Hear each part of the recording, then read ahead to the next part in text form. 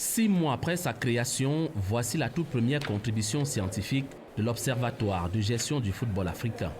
La première mission est d'accompagner le football africain dans son organisation, son animation, sa promotion et son développement. À travers une méthode de travail basée sur le constat ou les constats, nous allons collecter des informations que nous allons par ailleurs analyser. Nous proposerons des solutions. L'instance se veut avant-gardiste sur les sujets d'actualité et présente aux décideurs du football africain et mondial les 7 points qui plombent l'évolution du football sur le continent.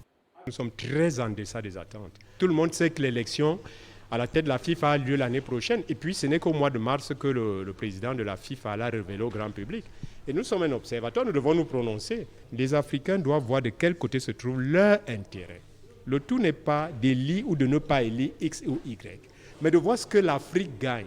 Face aux hommes et femmes des médias, ici à la Fondation Tandemuna, l'Observatoire s'oppose également à l'organisation d'une Coupe du Monde chaque 2 ans.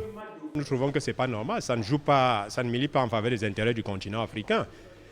Ils vont noyauter, n'est-ce pas, à travers cela, notre fameuse compétition de souveraineté. C'est la compétition du grand chelem à l'échelle continentale. On n'a pas mieux que ça. Une position soutenue par l'ambassadeur itinérant, son Excellence Albert Roger Mila. Le superviseur de l'OGFA appelle à l'unité des Africains. Il faut changer des choses. Je crois que le football africain aujourd'hui, il faut le changer. Nous ne sommes pas battus jusqu'à ce niveau de mettre l'Afrique au plus haut niveau. Et qu'aujourd'hui, que les gens continuent à nous considérer comme des nullards. J'ai accepté de participer à cette réflexion pour un peu éclaircir les choses et dire la vérité au monde entier que l'Afrique n'est plus ce qu'on a connu avant. Auteur d'une dizaine d'ouvrages sur le football, Alain-Georges Betty émet le vœu de voir un pays africain remporter une Coupe du Monde d'ici 10 ans.